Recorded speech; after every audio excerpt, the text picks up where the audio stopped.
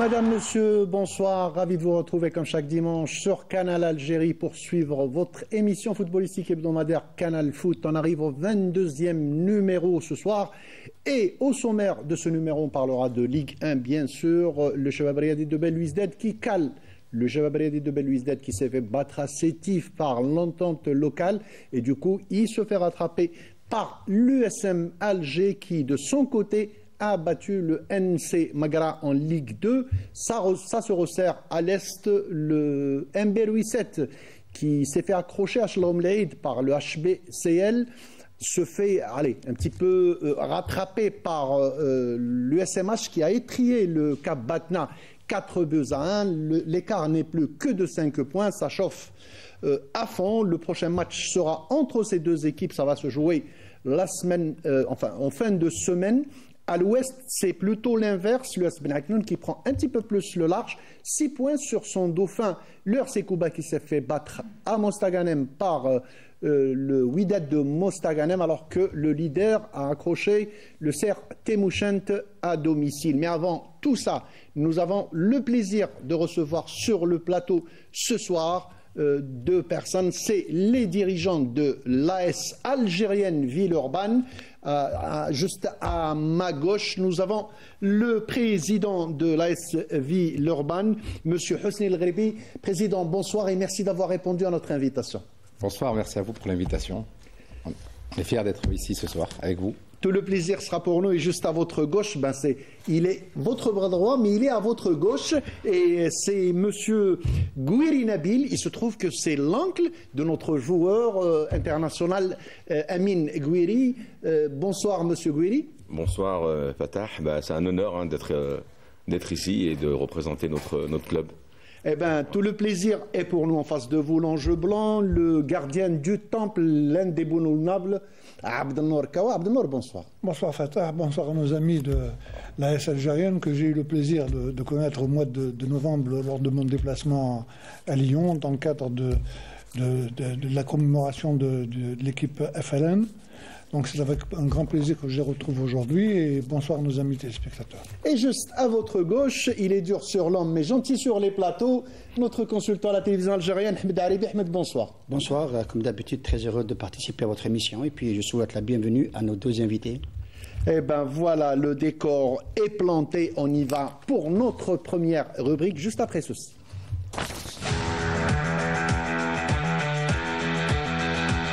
Notre consultant Abdelnour, comme vous êtes habitué, maintenant va nous parler des points qui ont attiré son attention cette semaine. Abdelnour, c'est à vous. Le premier point qui nous a attiré, et puis d'ailleurs on va en parler au cours de l'émission, c'est le tirage au sort des différentes Coupes d'Afrique, de la Champions League et de la Coupe d'Afrique, de la Coupe de la CAF. Donc le Mouloudia, comme tout le monde le sait, doit affronter le Orlando Pirates en aller-retour. Un gros morceau. Une des meilleures équipes africaines. Hein. Ouais, tout à fait. Donc la seule difficulté, à mon avis, c'est qu'ils jouent le match aller à domicile et le match retour en Afrique du Sud. On aura le temps de développer. On aura le temps d'en parler. Et le tirage sort pour moi malheureux, entre qui va opposer le CSC à l'USMA d'Alger. On aurait voulu plutôt les voir en finale que de les voir en quart de finale. Mais c'est ainsi fait. J'espère qu'on assistera d'abord à deux grandes rencontres entre deux clubs algériens et que le meilleur gagne, bien entendu. Très bien, on développera ce point tout de suite après dans la prochaine rubrique Abdelnour. Le deuxième point. C'est le point qui a fait le buzz pendant pratiquement plus d'une dizaine de jours. C'est le cas de Abdelawi, qui a fait une faute. Et la faute, donc il en subit les conséquences. Il y a une suspension qui a été mise par la commission de discipline de la fédération. Maintenant, ça a tellement fait un buzz, alors qu'il s'agit d'un fait dans un match. Proférer des injures, il en subit des conséquences. Hein. La commission de discipline elle a appliqué la réglementation. Oui, mais ils en ont fait une grosse start, alors que pas mal d'autres joueurs. Hein. D'ailleurs, il y a un joueur également de Biskra qui a écopé de 6 matchs dans le même cas. Mais ça a fait tellement le buzz Et finalement, bon, le Mouloudia va certainement faire recours pour essayer Je vous dis, Abdelnour, l'article 5 est très clair. D'accord. Il y a 3 articles qui ont été appliqués. Non, mais oui, ils sont très clairs, mais la réglementation a été appliquée à la lettre. C'est d'accord, Abdelnour, que c'est condamnable, que ce soit pour Abdellaoui ou pour un autre joueur. Mais bien sûr. Voilà. Donc, moi, je dirais que, bon, il en subit les conséquences, mais ça a fait tellement le buzz, on s'est dit, qu'est-ce que c'est que cette histoire? Ce n'est un fait de jeu, tout simplement. Et en 3e point, c'est un peu l'étoile montante du football algérien. À l'étranger, c'est Mohamed Amin Amoura. Une ascension fulgurante. Une ascension fulgurante. Quand on sait qu'il y a à peine 7-8 ans, il était dans un club de l'AS Police de Djeri, et puis en passant par Sétif. Là, il est sollicité par pas mal de clubs, non seulement en Angleterre, mais dans d'autres pays également. Et actuellement, c'est la vedette c'est l'homme à tout faire. C'est l'homme à tout faire de Wolfsburg. Hein. Oui. Donc, tant mieux pour lui, j'espère qu'il va encore aller plus loin.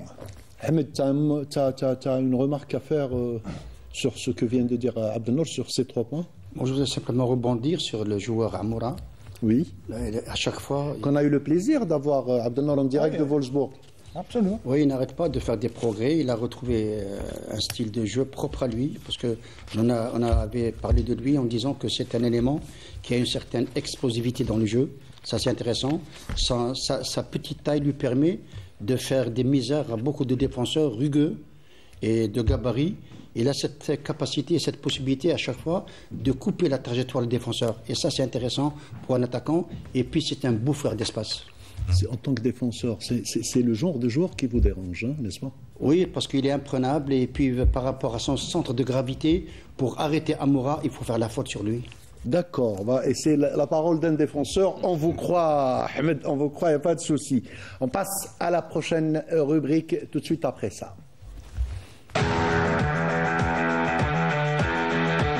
Voilà, et Abdelnour nous a devancé sur ça. C'était la semaine du tirage au sort des quarts de finale de la Champions League africaine et de la Coupe de la CAF. En Champions League africaine, le Mouloudia d'Alger est tombé sur un gros morceau. Et Orlando Pirates, l'une des meilleures équipes africaines actuellement. Le Mouloudia d'Alger aussi a toutes ses chances. C'est vrai qu'il y a un petit inconvénient. Bon, petit inconvénient, maintenant on est en 2025, ça ne compte pas beaucoup. Pourvu qu'on joue au foot, le Mouloudia jouera le match aller en Algérie et se déplacera ensuite pour le match retour chez les Orlando Pirates. Je vais dire une lapalissade, hein. Quand on joue à domicile, il faut essayer de marquer le maximum de buts. Et quand on joue à l'extérieur, il faut encaisser le moins de buts. Mais ça ne va pas être facile. J'aurais voulu voir le contraire. Peut-être aller d'abord jouer le match aller en Afrique du Sud et essayer de ramener un bon score et puis de faire le plein à domicile. Bon, maintenant, le tirage au sort est fait ainsi. Donc j'espère qu'ils vont pouvoir prendre une marche assez suffisante ici au 5 juillet. Pour bien gérer le match retour. J'ouvre une parenthèse, Abdelnour, pardon. La semaine passée, on a discuté en coulisses, moi et vous. Vous êtes un détenteur du titre de Champions League africaine en 1976 avec le Grand Mouloudia. Vous m'aviez raconté une petite anecdote, vous m'avez dit, vous savez, on a gagné un seul match, on a perdu tous nos matchs à l'extérieur. Je veux dire que ce n'est pas une fatalité. Non, tout à fait. Et puis on a perdu, il y a des matchs où on a encaissé 3 buts. Hein. Ouais, contre le Hafia Conakry. Non, le tout premier match que nous avions joué en Coupe d'Afrique, c'était contre le Ahli de Benghazi. Oui. On avait perdu 3-2. Bon, à domicile, on les a battus 3-1 difficilement. Donc, puis après, il y a eu le Ahli. L'appétit vient en mangeant, donc. On a perdu 2-0 à Enugu Rangers, le Nigeria. On a perdu 3-0 contre le Hafia Conakry. Donc, mais à domicile, on faisait le plein. Hein. Le tarif syndical à l'époque, on disait, c'était 3 buts, 3 buts et plus. Donc, ce qui nous avait permis, mais ce n'est pas du tout les mêmes conditions de l'époque. C'est clair, oui. Aujourd'hui, maintenant, tout est clair. On peut il y a le scouting, donc on sait quels sont les points forts, les points faibles de l'équipe d'Orlando Pirates. Quoique Orlando Pirates n'est pas la même équipe qu'il y a quelques années de cela. Hein. Actuellement, en championnat... Non, mais si on se réfère même au match qu'ils ont joué contre le Shabab Riyadi de Belizet, 10 minutes de plus et le Shabab pouvait égaliser et même marquer un 3e but. Donc pour moi, tout est encore jouable au Mouloudia. Moi, je pense que si jamais ils arrivent à passer ce cap-là, ils iront directement en finale. Ahmed, pour la Coupe de la CAF. Entre le CS et l'USMA? Oui. Oui, C'est dommage. Enfin, c'est une arme à double tranchant. C'est vrai qu'on est sûr d'avoir une équipe en demi-finale. Mais on perd quand même une équipe parce que les deux pouvaient passer. ouais, c'est malheureux de le signaler, mais c'est comme ça. Ainsi va le football, ainsi va le tirage au sort. Moi, je pense que c'est une confrontation dans un sens qui, pour moi, qui est très équilibré. Je dirais tout simplement qu'il y a un petit favori qui est l'USMA d'Alger. Parce qu'elle joue le match retour à domicile. Tout à fait. Et puis, à travers ses composantes individuelles et collectives, avec la venue de Paqueta. Paqueta qui est un entraîneur brésilien, qui est un entraîneur, le passage de Paqueta au CRB. Moi, je l'ai suivi. C'est un coach qui s'appuie beaucoup plus sur le volet tactique qu'autre chose.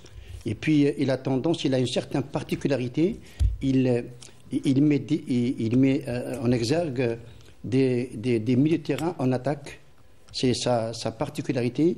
Il s'appuie beaucoup plus sur des milieux de terrain et qui sont reconvertis en attaquants que faire jouer des attaquants. Ça, c'est une philosophie propre à Paqueta. Et puis, il me semble que les 3 recrues de l'USMA Alger, on avait invité Mahdi, qui vraiment est un excellent...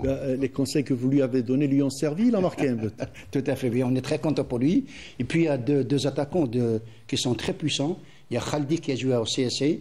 Et puis il y a autour de Benaïda. Oui. Benaïed qui peut faire, moi je connais son papa, c'est quelqu'un qui peut faire oublier Belkacemi.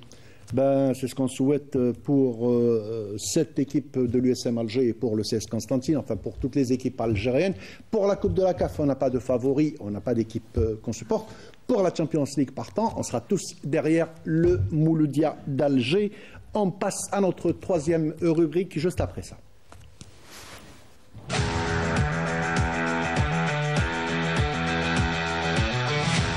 Et notre 3e rubrique concerne nos invités du jour. Elle concerne le portrait qui a été préparé par Meissa Lbouala avant de parler avec nos invités. Un portrait sur l'AS algérienne Villeurbanne. On regarde le portrait, on revient au débat.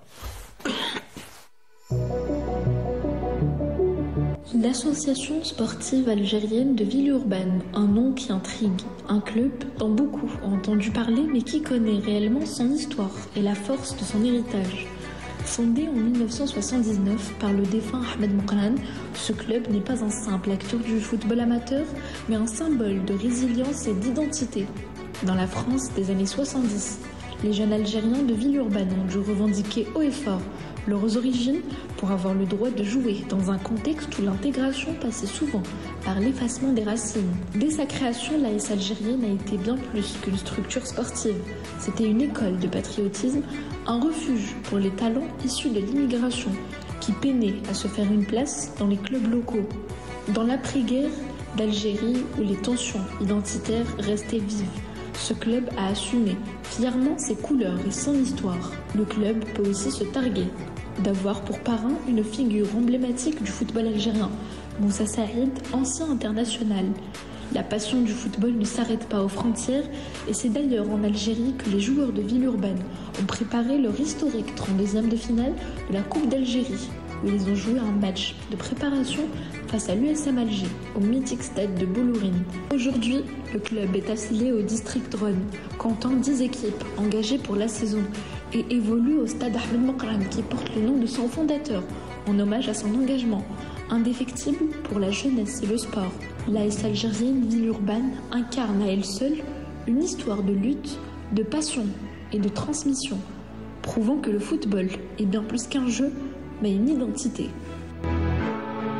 Voilà, bien expliqué par notre jeune collègue Meissa Lbouala, très joli portrait, président. Vous avez vu le portrait. Est-ce que ça décrit un petit peu le club de l'AS algérienne? Tout à fait, tout à fait. Il y a tout dans ce reportage.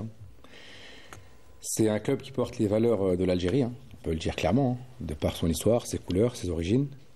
Et on est fiers d'avoir une communauté pareille.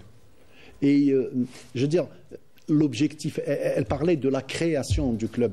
C'était, allez, bon, c'est sportif, c'est vrai, mais c'est pour affirmer aussi l'identité. Pour ce volet-là, Nabil, je pense que toi, tu étais plus présent à ce moment-là. Oui, vous avez la parole, hein, pas de souci, Nabil. Oui. Non, bon, après, c'était au temps de la création du club, en fait, on était obligé, en fait, de s'appeler AS algérienne parce que dans le temps, en 1979, chaque club avait droit de faire jouer seulement que 3 étrangers. Et comme l'association a été fondée au sein d'un quartier où il n'y avait que des gens immigrés, qui venaient d'Algérie, donc ils étaient tous étrangers, on ne pouvait pas constituer une équipe, parce qu'il fallait que 3 étrangers maximum. Ça, c'était la loi. C'était la loi. Donc après, le président, en l'occurrence Ahmed Mokram, qui est lui qui a fondé le club, a demandé à ce qu'il y ait une dérogation pour qu'on puisse avoir un statut de club étranger. Donc il lui a été accepté. Ce qui a fait qu'on a été dans la loi inverse, où on avait droit de faire jouer que 3 non étrangers dans l'équipe. Vous avez carrément inversé le... Voilà, c'est ça. Et donc c'est pour ça c'est pour cela qu'on s'appelait AS Algérienne de Villeurbanne. Parce que la communauté qu'il y avait, c'était que des Algériens dans ce secteur-là. Après, oui, bien sûr, il y avait un, 2 Marocains ou Tunisiens, il n'y a pas de souci. Mais la majorité, c'était Algérien. Les fondateurs, c'était les Algériens. Donc c'est pour ça que ça s'appelait AS Algérienne. Et on avait le statut inverse de tous les autres clubs. Donc on avait le droit de faire jouer que 3 non étrangers, français, portugais, français en gros. D'accord. Et c'est pour ça que pour s'inscrire, je me rappelle encore quand j'étais très jeune, il fallait amener son passeport algérien. Pour s'inscrire dans le club. C'était voilà. Et c'est ça, finalement, c'est ça toute la fierté, au-delà du sport. C'est ça toute la fierté, c'est-à-dire c'est ancré. L'Algérie est là-bas, l'Algérie est dans le cœur, l'Algérie est dans tous les... Et vous fêtez pratiquement, je veux dire, les fêtes nationales. En plus, vous avez organisé un mémorial pour les... Rachid Makhloufi, Allah yarhamou et tout. Exactement. Et, allez, je veux dire, vous avez toutes les catégories de débutants de moins de 7 ans jusqu'à vétérans. Voilà. Et l'encadrement, est-ce qu'il est... président pouvait participer, hein? Oui, Voilà. L'encadrement, est-ce qu'il est de la communauté? Principalement, oui. Oui, principalement, d'accord. Après, c'est vrai qu'on a aussi des éducateurs diplômés, tunisiens, français, ouais, d'accord. qui sont totalement investis. Mais sinon, principalement, la communauté, elle est présente dans le club. D'accord. D'accord. Et vous m'aviez raconté tout à l'heure, tous les deux, à un certain moment, parce qu'une histoire de budget et tout, à un certain moment, on a insisté avec vous pour qu'il y ait un changement d'appellation. Je ne sais pas si c'est à votre époque ou avant. Oui, c'était à notre époque. Il fut un temps où on était le club le plus fort, le mieux placé à Villeurbanne. Parce qu'on est plusieurs clubs, bien sûr, à Villeurbanne, c'est une ville qui est assez peuplée. Donc, il y était plusieurs clubs. À un moment donné, on était le club qui était le plus haut niveau. Donc, forcément, le nom, il gêne. Et on nous a, bien sûr, indirectement, j'ai bien dit indirectement, bien sûr. essayé de nous faire comprendre que ça aurait été bien de faire une fusion. Parce que forcément, comme on était monté, les autres, forcément, ça les a fait un petit peu baisser. Et faire une fusion avec d'autres clubs. Et une fusion, qu'est-ce que ça amène? Ça amène forcément à changer de nom. On ne peut pas rester avec le même nom si on se fusionne avec un ou 2 autres clubs. Et après, c'était très difficile comme choix. Voilà, parce que chaque président qui est passé dans ce club-là, il a tenu à ce que ce nom-là reste. Le mot algérienne, on va dire. Le mot algérienne, le fait très difficile de prendre la responsabilité de l'enlever, on va dire. Même si maintenant, on est conscient que si on arrivera à un certain niveau, on nous appellera Villeurbanne, c'est sûr et certain. Voilà. Même si vous gardez le nom sur les réseaux sociaux, à la télé, c'est sûr qu'on l'a vous vécu dire. un petit peu. Voilà, vous l'avez déjà vécu. Personnellement, je l'ai vécu un petit peu. Dès qu'on arrivait à un certain niveau, parler des fameux 32e de finale. Les exploits et tout, dans le temps c'était les journaux, il n'y avait pas trop internet et tout, on nous appelait Villeurbanne, clairement. Mais après c'était pas gênant parce qu'on était reconnus. On savait que les gens savaient c'était qui Villeurbanne à ce moment-là. C'était l'AS Algérienne de Villeurbanne, quoi. Très bien. Voilà. Président, est-ce que vous travaillez de façon à accéder, de façon à escalader les échelons, les paliers, pourquoi pas aller plus haut? Écoutez, je pense que vous avez eu Amin Gouiri, tout jeune chez vous. Surtout, il a eu toute sa famille, on va dire. Amin, non, il n'est pas passé au club, spécialement lui. Mais toute la famille. Son papa était au club, son grand-père, mon papa, tous ses oncles. Toute sa famille, elle a été là-bas. Donc lui, après, il a grandi dans une autre commune, donc c'est pour ça qu'il n'a pas joué dans ce club-là. Mais il a toujours été plus ou moins proche du club. Il est venu plusieurs fois au club pour faire des photos, des vidéos. Dernièrement, il est venu faire la visite des petits joueurs, des enfants. Et non, là-dessus, il n'y a pas de souci. Il n'a pas oublié le club de son papa et de ses oncles, on va dire. Vous allez dire quelque chose, président? Non, je disais qu'il était présent dans le club, mais nous, en fait, on essaye de pousser nos entraîneurs à se diplômer, à se perfectionner. Et le but, c'est clairement, d'ici 3 à 5 ans, de pouvoir rivaliser avec les grands clubs de la commune de Lyon et sa région. Quand vous parlez de commune de Lyon et de sa région, parlez de l'OL Alors l'OL, c'est encore loin. Mais, oui, parce que là, bien sûr. Je serai le premier supporter de la salle algérienne. Hein. Ah bah j'espère. Non, je parlais principalement du FC Vaux-en-Velin, je parlais de Saint-Priest, je parlais de Bourgoin, qui sont des grands clubs, voire la Duchère. Et c'est vrai que pour nous, ça serait un souhait énorme, puisque ça créerait clairement un pont entre la Fédération algérienne de football et l'AS algérienne. Et si j'ai bien compris, beaucoup d'échanges. Vous faites participer, vous venez ici, vous êtes venu à Constantine. C'est surtout pour garder les liens avec le pays. C'est très important. Alors, ils l'ont commencé à l'époque quand Nabil était joueur. D'ailleurs, on le relaye dans le reportage, hein, où il venait faire la préparation des 32e en Algérie. Ouais. Le but, c'est de faire connaître, pour ceux qui ne l'ont pas connu, parce qu'il y a beaucoup d'enfants, malheureusement, qui n'ont jamais été en Algérie. Et pour nous, venir en Algérie pour faire du tourisme, pour apprendre le football, connaître ses origines, c'est une force. C'est une force, puisque quand on se retrouve sur les terrains, quand on se bat pour un club, notamment quand on s'appelle l'AS algérienne, c'est une force qu'on retrouve chez beaucoup d'enfants. C'est incroyable. On peut citer pas mal de matchs où on est en difficulté, mener 1-0, voire même 2-0, et à la mi-temps, quand on a un discours tiré sur votre algérianité... Sur la fierté, ouais. Sur la fierté, ouais. Je peux vous jurer qu'à la mi-temps, et Nabil... C'est d'autres joueurs que vous retrouvez en deuxième mi-temps. Exactement. Et puis, ce qui est bien, c'est qu'on retrouve aussi un public qui sont de 1, 2, 3, vive l'Algérie. Ouais. Vous êtes transformés et vous finissez le match à 4-2, 5-2 et la victoire est assurée. C'est magnifique, c'est magnifique. On continuera au fur et à mesure. Et vous pouvez intervenir, il n'y a pas de souci. Oui. On passe à notre 4e rubrique juste après ça.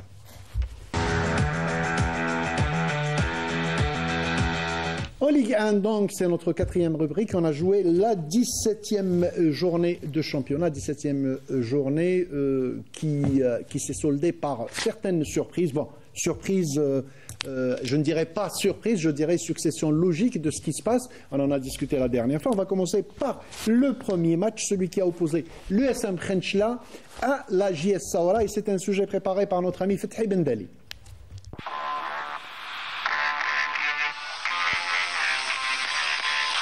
Les visiteurs ouvrent le score à la 41e minute de jeu sur un coup franc bien brossé de Zahlani. L'Ivoirien Guébedi surgit au second poteau et pousse le ballon au fond des filets. Mais l'USM Khenchla réagit immédiatement. Juste avant la pause, Djawchi égalise d'une tête précise après un bon centre de Gemeloud. Un but qui relance totalement la rencontre. Au retour des vestiaires, la JS Saoura se montre plus tranchante. À la 73e minute de jeu, Oussama Bentaleb profite d'une ouverture lumineuse de Bouchiba et ajuste le gardien Litine d'un lob subtil.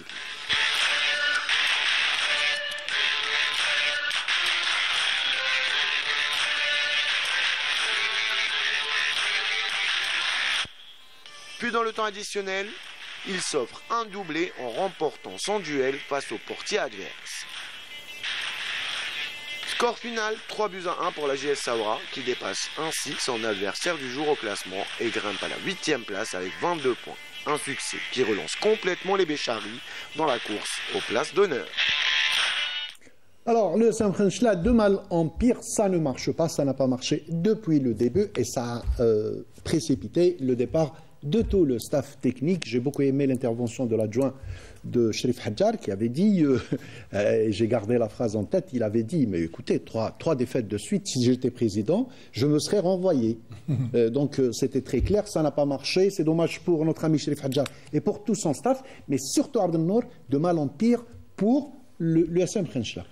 C'est un scénario qui était pratiquement inattendu depuis le début de saison. On s'est dit, bon, la première année, Khenchla venait d'accéder. Ils avaient d'ailleurs terminé parmi les 6 premiers. 6 premiers, oui, dans les 6 premiers. Ils avaient fait sensation, que ce soit Khenchla et El Bayad. Oui, les deux équipes qui avaient accédé avaient fait un très bon parcours la première année. La deuxième année, ça a été plus ou moins bon. Et là, cette année, on s'est dit, tiens, Khenchla maintenant, avec l'expérience qu'elle a acquise pendant ces 2 saisons, la troisième année, normalement, elle doit stabiliser. Mais malheureusement, on est en train de voir que c'est le contraire qui est en train de se passer. Et là, ils sont dans une situation vraiment alarmante. Ils sont Ils sont parmi les derniers. Bon, il y a Biskra. Et il passe au troisième entraîneur. Ah, et non seulement il passe au troisième entraîneur, mais ce n'est plus le même style de jeu Tout à fait, complètement. Oui. qu'on a connu de Khenchla. Complètement. Ahmed, par contre, la JS Saoura qui revient. Oui. Je sais que vous aurez envie de dire quelque chose sur Khenchla. Je vous pose d'abord la question sur Saoura, ensuite vous disiez... Oui, je pense que la JS Saoura, ça fait presque 2 ou 3 matchs, est en train de confirmer à travers son entraîneur tunisien, L'Arbi, oui. l'Arbi, qui a su comment travailler avec ses joueurs. Au niveau Ça a quand même pris du temps, Ahmed. Ça fait longtemps qu'il est à la tête du club. Ça a quand même pris un certain temps pour que les joueurs adhèrent à sa méthode de travail. Vous savez, d'une manière générale, dans le football de haut niveau, l'entraîneur a toujours besoin de temps, a besoin de stabilité pour pouvoir mettre en place tout ce qu'il a comme truc sur le volet technico-tactique. En parlant de Saoura, je dirais que cette victoire acquise à Khenchla va donner beaucoup de choses positives parce que les joueurs avaient besoin d'un déclic, avaient besoin de confiance. Maintenant, en gagnant à Khenchla 3-1, ils ont eu cette confiance. Maintenant, il faut faire avec, il faut compter avec la Saoura. En ce qui concerne rapidement cette équipe de l'USM Khenchla, vous savez, quand c'est une équipe qui encaisse énormément de buts en 3 matchs, ils ont encaissé 3-0, 3-0, 3-1. Quelque part, ça fait mal. 9 buts, ouais. Oui, 9 buts en 3 matchs. Moi, j'ai eu l'occasion de commenter le match contre le CRB où l'entraîneur Hadjar, avant son départ, avait dit qu'on n'arrive pas à comprendre les joueurs. Parce que quand on voit l'animation de jeu de cette équipe Fatah, on sent qu'il y a une certaine lourdeur dans le quatuor défensif sur les côtés au niveau de l'axe. Moi, j'avais parlé de l'axe. Alors que c'était il n'y a pas si longtemps le point fort de l'USM Maintenant, Khenchla. c'est le point faible. Avec les mêmes joueurs. Hein. Exactement, Mais exactement. ce qui est inexplicable, c'est qu'avec les mêmes joueurs, Ouais. le SMK n'arrive pas à réaliser des résultats. Donc, vers la fin, je pense que l'entraîneur adjoint et le principal, Sharaf Hadjar, ont bien fait de quitter. Et moi, c'est un avis personnel. Moi, j'avais senti que les joueurs ont lâché les entraîneurs. Parce qu'on sentait que sur le terrain, il n'y a pas d'envie, il n'y a pas cette agressivité de vouloir récupérer le ballon, la perte de balle. Donc tout ça a fait que Sharaf Hadjar et son adjoint ont senti que quelque part... C'est des victimes. c'est des victimes, donc ils ont bien fait de quitter. Il y a la direction de SM Khenchla qui est en train de négocier avec l'ancien entraîneur de l'entente sétif, M. Bendris. Et là, c'est un scoop, parce que moi, je ne le sais pas, mais de toute façon, rien n'a été annoncé. Mais ils sont derrière lui.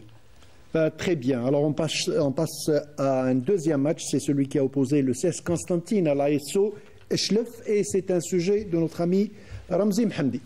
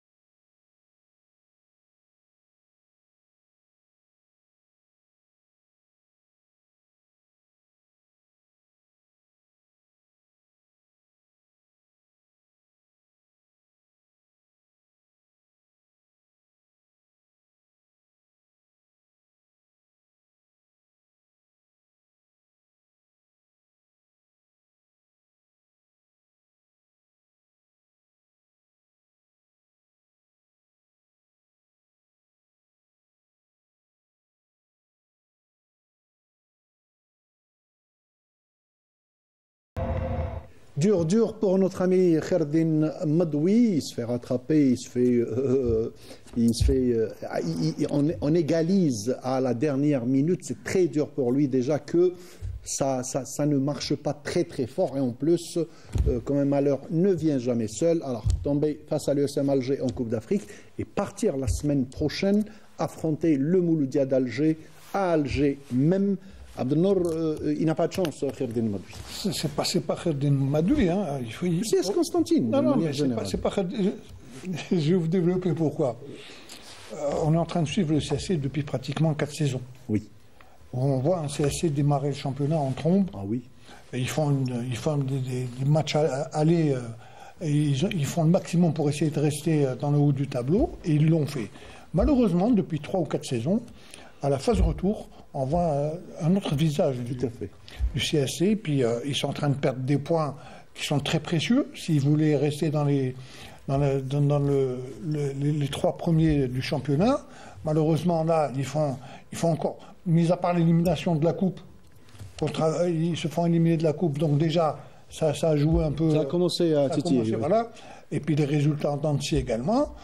Mais on est habitué finalement au CSC. On s'est dit, bon, cette année, ça va être la bonne, mais on revoit, ils retombent toujours dans les mêmes revers. Ahmed ? Oui, je pense que sur le match entre l'AS Sochlev qui confirme sa bonne santé depuis 3 ou 4 matchs. Donc il me semble que pour moi, c'est un nul qui est très équitable. Parce que quand on voit l'égalisation du deuxième but, c'est un but que je considère comme un chef-d'œuvre. Parce que dans son animation, dans sa construction, c'est un très très beau but qui a été marqué dans les arrêts de jeu. Et puis le CSC, je pense que quelque part, ils sont victimes d'une certaine fébrilité au niveau de la stabilité des résultats. Donc, quand on voit le deuxième but encaissé contre l'AS Sochlev, on se dit quelque part que cette équipe n'est pas tellement concentrée dans les dernières secondes d'un match. Et puis, pour être bon, pour être performant, il faut être très très concentré en football. Le problème ne peut pas être ailleurs ? Ça m'étonne, parce que, bon, il y a eu des problèmes. Et puis là, ce que j'ai envie de dire, Fatah, si vous me permettez, chez nous, en Algérie, au niveau des clubs, on exige des résultats. Et puis quand on a des résultats, on crée des problèmes. C'est ce que j'arrive pas à comprendre. Voilà. C'est-à-dire qu'à un certain moment, Kherdin Madoui et ses poulains survolaient le championnat. Ils ont fait un match référence à Tizi Ouzou. Ils ont super dominé la GS Kabylie. Malgré ça, il y en avait qui avaient à redire. C'est ce qu'on ne comprend pas finalement. On a toujours vanté le jeu du CSC. Absolument. On s'est dit que le CSC, pratiquement l'équipe qui joue le mieux au football. La plus régulière. La plus régulière. Mais là, depuis 4-5 matchs, on est en train de voir un CSC avec un autre visage. C'est vrai qu'il y a eu des problèmes, mais je crois que c'est à partir de ce jour-là où les résultats ont commencé à aller à leur défaveur. Donc, il est temps de se reprendre. Comme vous l'avez dit, bon, la Coupe, c'est oublié. Il reste maintenant la Coupe d'Afrique.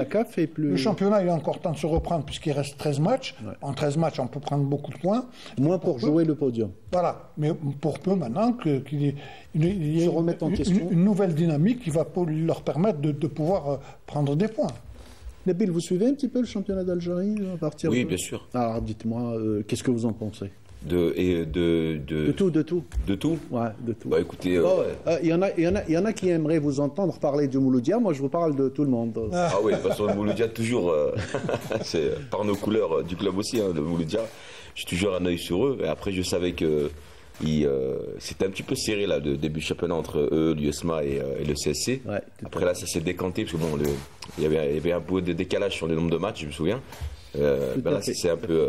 Parce que c'était par rapport aux compétitions africaines. Voilà, donc il y avait des matchs obligés. moins, voilà. Le système de compétition a changé, donc les matchs étaient rapprochés. Ils étaient obligés de décaler pour permettre au club de bien se préparer, parce qu'ils représentent le pays. Voilà, c'est ça. Et après, bon, maintenant, je vois que le Mouloudia a pris les devants. Voilà. Et je vois certains avoir un sourire. Donc... Oui, ça me fait plaisir, bien sûr. Ça me fait plaisir, même si après, bon, c'est. Suivez son regard. Donc, non, mais après, bien sûr, je suis le championnat algérien, bien sûr. Dites-moi, chemin faisant, président, est-ce que vous avez des joueurs, depuis la création, parce que pour être honnête, je ne connais pas très bien le club, je me suis documenté, est-ce qu'il y a des joueurs qui sont partis monnayer leur talent sous d'autres cieux? C'est-à-dire, est-ce que vous avez sorti des joueurs qui ont joué au moins en deuxième division, voire en première? Bien sûr. Alors, donnez-nous des noms comme ça. On a déjà Karim Bouloura. D'accord. Qui a fait la fierté du club de Nantes, si je ne me trompe pas. Ouais. Oui, il a joué FC Nantes. FC Nantes. Après, on a eu des joueurs qui ont plutôt fait des belles carrières en coach. D'accord. On a Karim Mokadem. On a... qui est entraîneur pro maintenant. D'accord. Je sais plus où il entraîne là, actuellement. Je crois qu'il y Mais avait des pistes. c'est des gens qui sont passés par le club, qui ont été formés dans le club et qui ont fait leur Qui ont démarré pratiquement leur carrière au club et qui après ils ont évolué bien sûr. Hein. Derrière ils ont évolué dans d'autres clubs entre temps pour finir. Pour parler de Karim Bounora, ouais, il a commencé en très jeune à l'AS algérienne. Après il est passé par quelques clubs. Et pourquoi je suis tenté de poser une question. Vous êtes en train de voir que ces dernières années, des joueurs algériens, pas des moindres, hein, Riyad Boudebouz, qui viennent évoluer en Algérie. Je ne vois pas pourquoi, par exemple, à l'AS algérienne Villeurbanne, on n'incite pas les jeunes à venir ici en Algérie. Je ne sais pas, ceux qui ont de la qualité, du moins, bon, je suis sûr qu'ils ont tous de la qualité, mais je veux dire, ceux qui peuvent, vraiment prouver là sur le championnat algérien. Après, il y a une différence de niveau quand même. Hein. Ceux qui jouent chez nous, par exemple, il y en a pratiquement pas qui peuvent prétendre pour jouer ici, parce que le niveau ici est plus élevé quand même, par rapport au nôtre. Mais mes connaissances, il y en a pas mal qui sont venus jouer au championnat algérien, mais qui sont pas de l'AS algérienne précisément, mais qui ont joué à un niveau amateur, niveau 4e division en France, on va dire. D'accord. Donc ils ont pu bien sûr pratiquer le foot en pro ici. Le meilleur exemple qu'on peut avoir, c'est Khaled Mouchia. Khaled Mouchia, par exemple. Khaled Mouchia est passé par la... Par Givors, non. Pas pareil, ça, non. Par Givors, qui est une ville qui n'est pas très loin de Villeurbanne. Khaled Mouchia, l'un des héros d'Omdurman, enfin de l'épopée. Il a commencé, c'était à peu près la même division, hein, Givors. Oui, c'est ça. Et il y a aussi Rachid Benayem, qui a joué à la GSK. D'accord. Il y a un autre joueur, je ne sais plus son prénom. Nadir Merabti, à l'USMA. Et il a joué à l'AS algérienne. Il a joué à l'USMA, Nadir ? Ouais, je ne savais pas. Ouais. Lui, par contre, il a joué à l'USMA, oui, effectivement. Voilà. Il y a quelques joueurs comme ça, oui, qui sont passés rapidement au club et qui ont pratiqué en Ligue 1 ici. Très bien. Ligue 1, justement, on va parler de l'USM Alger. C'est le match suivant. C'est celui qui a opposé l'USM Alger au NC Magara. C'était le premier match de Marcos Paqueta à la tête de l'USM Alger. C'est un sujet de notre ami Riyad Belkhadim. L'USMA d'Alger avait l'occasion de rejoindre provisoirement le CRB à la seconde place au classement de la Ligue 1 en cas de victoire face à Magara en ouverture de la 17e journée au stade Mandela. Pour le premier match du nouvel entraîneur, Marcos Paqueta, l'USMA a dominé les débats face à une équipe de Magara qui confirme sa fébrilité, avec un bilan très maigre, 3 points en 27 possibles. Privé de ses tauliers, Bouchenchouch, Guesha et Alilet, le club de Sostara a dû attendre la fin de la première mi-temps pour trouver la faille, grâce à cette magnifique tête du Congolais Likanza à la 37e minute de jeu et qui bat le gardien de Magara.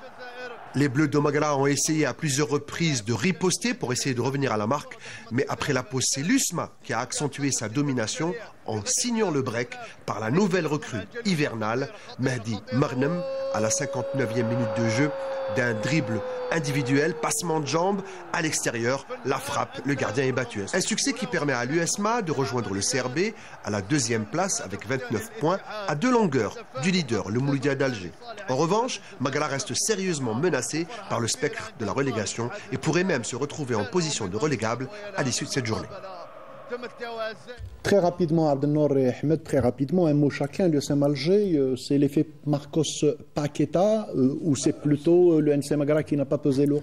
Bon, les deux ensemble. Hein. Marcos Paqueta venait de prendre l'USMA. Il était impératif pour lui de commencer avec une victoire, chose qui a été aisée pour le... Il ne faut pas se le mentir. Hein. Jouer contre Magara qui est en difficulté...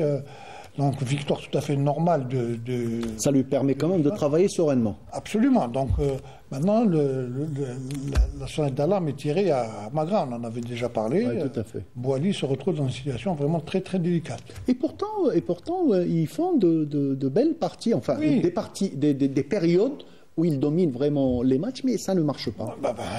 Il y a de l'efficacité. Et si jamais déjà Lamine Bourara était parti, c'est parce qu'il n'y avait pas de résultat. Boali arrive, il essaie de dynamiser cette équipe pour essayer de gagner des matchs. Malheureusement, ça ne se fait pas. Et là, plus on va dans le temps, plus on va dans les matchs, et plus ça devient difficile pour eux. Mais oui, Paqueta a réussi son pari en gagnant le match.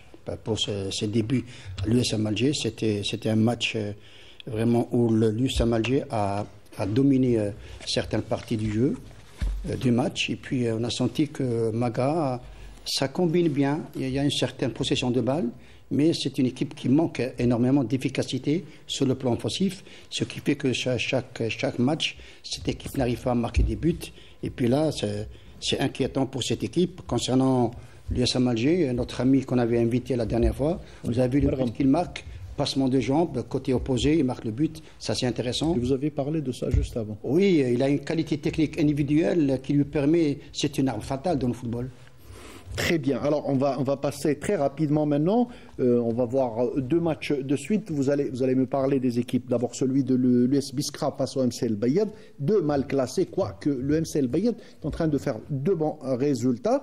Et aussi le MC Oran avec l'US Mostaganem. Voilà, d'abord, l'US Biskra Abdelnour, ce qu'on a dit à propos de l'US Mkhenchla est applicable. Biskra est lanterne rouge. Ah mais on le sentait depuis le début de saison, hein, Biskra. Contrairement aux années précédentes où Biskra démarrait le championnat en trombe, ils avaient même été à un moment donné premiers pendant pratiquement une dizaine de matchs. Là, ce n'est plus le même cas. Bon, mis à part le fait maintenant qu'on sait que Biskra étouffe financièrement, ils n'arrivent pratiquement pas à payer leurs joueurs. Donc les joueurs essaient de se donner à fond et malheureusement ça ne marche pas. Et là, Biskra cette année, je crois que ça va être très très difficile pour eux de se maintenir en première division. Par contre, Al Bayed, ça marche bien pour notre ami Lotfi Amrouche et Karim Bakhti. Ils arrivent quand même à redresser là-bas. Oui, le duo composé entre Lotfi Amrouche et Karim Bakhti, c'est vrai, cette équipe, elle arrive à garder le rythme. À défaut de ne pas gagner le match, elle ne le perd pas. Ça, c'est intéressant. Ils arrivent à ramener des points d'un côté comme de l'autre. Et ça leur grignote, ça leur permet d'installer une certaine confiance au niveau de l'effectif. Et puis, je dirais tout simplement en une phrase que l'US Biskra, avec ce nul qui n'arrange pas ses affaires, l'US Biskra est dans de beaux draps. Ah oui. Oui, donc on va voir tout de suite. Hanan va nous envoyer l'autre match, celui du MC Oran. MC Oran enfin respire Abdelnour une victoire. Très très importante. Allez, on va dire tiré par les cheveux. Hein, tiré par les cheveux, mais 3 points quand même qui sont très importants. Ça leur permet un peu de sortir un peu des dernières places. Hein.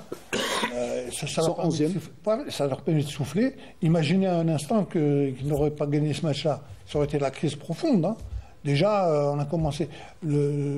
Amrani, quand on suit un peu ce qu'il dit, il y a des difficultés, surtout devant. Et une équipe qui n'arrive pas à marquer, c'est une équipe qui va souffrir énormément. Donc, 3 points très importants pour eux. J'espère que la suite pour le MCO, ça va être beaucoup plus facile, d'autant plus qu'ils ont été éliminés de la Coupe. Donc, ils n'ont que le championnat pour essayer de se ressaisir. En contrepartie, l'effet le Knaoui n'a pas eu lieu à Mostaganem ni celui de Belamri. Oui, il n'a pas eu lieu pour différentes raisons, parce que c'est des matchs très très compliqués.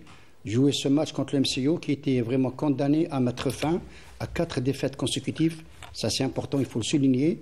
Ils sont arrivés à gagner ce match, combien important, mais pour le SM Mostaganem, je pense que c'est une équipe qui est vraiment dans le pétrin. On passe à l'avant-dernier match qu'on a eu, c'est celui qui a opposé l'entente de Sétif au Shabab Riyadi de Belouizdad et c'est un sujet préparé par Sarah Derben. Affaibli par les absences de 3 titulaires, le défenseur Ben Ayada, le milieu de terrain Selmi et l'attaquant Mahious, tous blessés. Le Shabab Riyadi de Belouizdad a manqué l'opportunité de s'emparer provisoirement de la tête du classement après une défaite hors de ses bases devant l'Aigle Noir qui renoue avec la victoire après 5 matchs. Les premiers instants de la rencontre semblaient équilibrés, mais il aurait fallu attendre quelques minutes pour voir la domination et le beau spectacle offert par les locaux. 22 minutes de jeu, la nouvelle recrue hivernale de l'ESS, l'attaquant nigérian Kingsley profite d'une balle mal repoussée par le portier Belouizdadi pour ouvrir le score. Les visiteurs n'ont pas pu réagir et ont terminé la première manche sur un score d'1-0.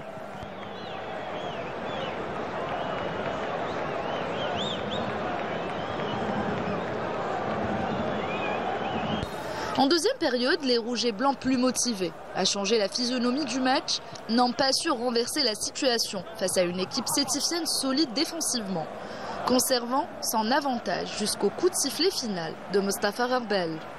Le CRB a d'ailleurs terminé la rencontre en infériorité numérique après l'expulsion de son capitaine Abdelraouf Benrit, qui n'a pas su garder son sang-froid et a carrément giflé un joueur. Un acte inacceptable qui a pénalisé son équipe et entaché la fin de la rencontre.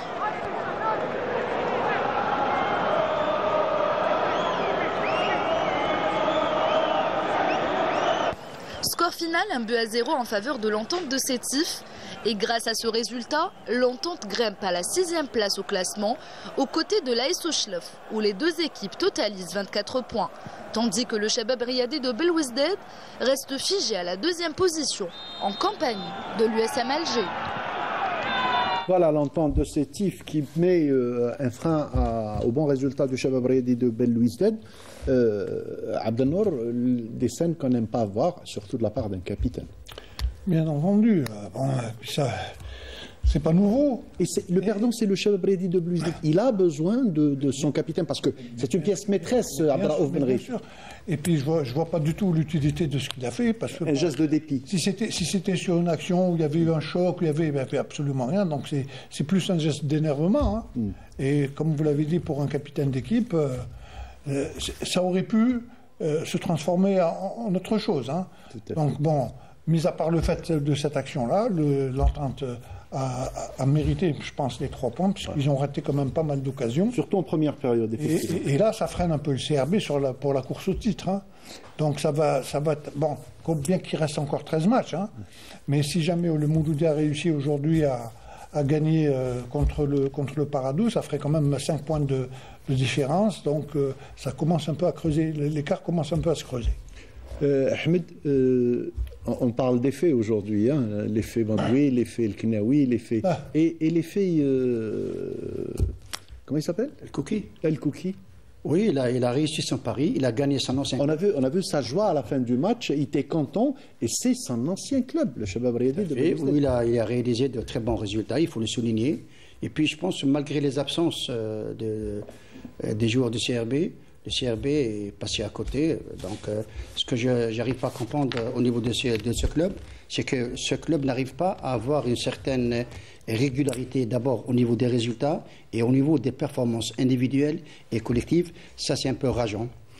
Le dernier match de cette Ligue 1, c'est celui qui a opposé l'Olympique Akbou au stade de l'Unité Maghrébine à la JS Kabylie. On va voir les images. L'Olympique Akbou qui a été freiné, allez, disons-le, il a été freiné par la JS Kabylie, sauf que Zimbawa n'était pas d'accord, on l'avait vu, il est resté un bon moment après le coup de sifflet final sur le banc, il n'était pas content, il a même haussé le temps avec les joueurs, avec ses joueurs. Vous savez, les choses ne sont pas faciles hein, quand un entraîneur prend une équipe. D'ailleurs, bon, quand on voit un peu les résultats de JSK depuis sa venue, bon, ça fait pas longtemps qu'il est au niveau de JSK, mais je ne vois pas une grande différence par rapport à la JSK de Benchira à l'époque. Hein. Donc là, on demande à ce qu'il ait du temps. C'est sûr, avec le temps, on peut faire beaucoup de choses. Mais le temps, actuellement, il y a un championnat qui est en train de se dérouler. Le temps, c'est ce qu'ils n'ont pas. Voilà. Et la JSK doit gagner impérativement s'ils veulent rester dans les temps premiers. Oui. Et ça ne va pas être évident. Très bien. Alors, on a fini avec ces matchs de Ligue 1. On va passer aux résultats et classement de cette Ligue 1 en musique.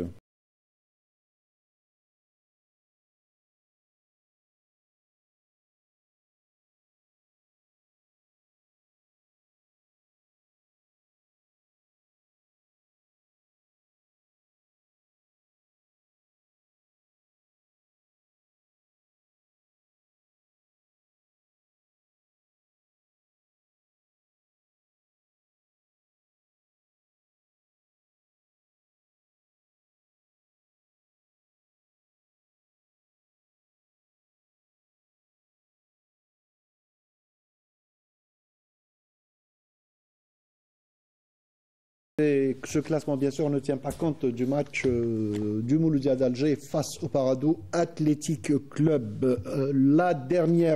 L'avant-dernière rubrique de cette émission, juste après ça.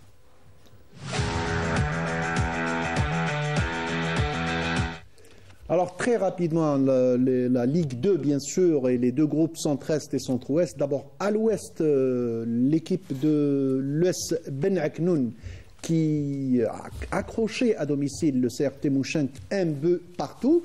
Et comme par hasard, le Dauphin, le RC Kouba qui a perdu à Mostaganem. Alors Ben Aknoun qui prend un point de plus d'écart et passe à 6 points devant le RC Kouba. Ça commence à être plus compliqué, quoi qu'il reste le match entre les deux équipes.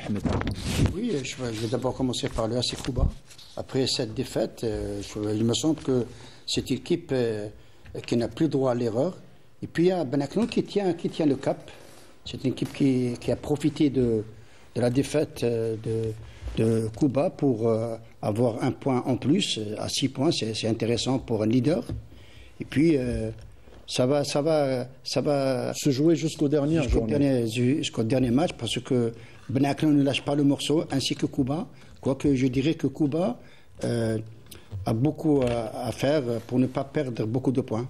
Abdelnour, à l'Est, Ruisset, qui s'est fait accrocher à Chalroum Laïd, et du coup, l'USM Harrach en profite et revient encore à 5 points. Le prochain match, il va opposer ces deux équipes. Ça va rester chaud au centre-est. Ça va être le match décisif pour l'accession, moi je pense. Ouais. Il reste 10 matchs, donc la semaine prochaine, s'ils doivent jouer, il restera 9 matchs. Et si jamais Ruisset arrive à battre le Harrach, ça fera quand même 8 points de différence. Ça va être très difficile pour le Harrach. Mais si le Harrach fait match nul où il bat Ruisset, c'est relancé. Absolument. Là c'est relancé. Mais si jamais c'est le contraire, ça va être très, très difficile pour le Harrach. Mais de toute façon, les choses sont claires. Côté Est, c'est Ruisset, le Harrach. Côté Ouest, c'est Ben Aknoun et le RCK. On a déjà dit ça fait déjà quelques semaines. Voilà, très bien. Très rapidement, les tableaux des résultats et des classements de ces deux groupes centre-est et centre-ouest en Ligue 2.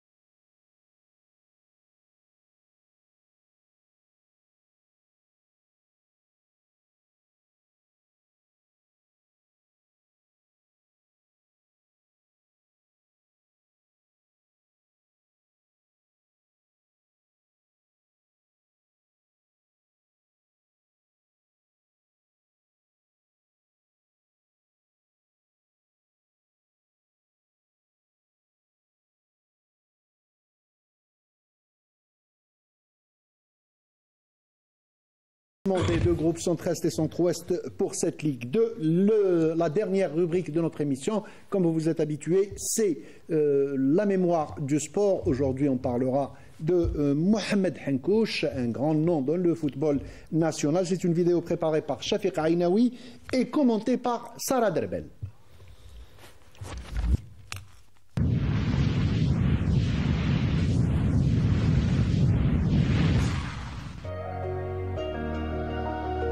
Un meneur sur le terrain et un stratège sur le banc de touche.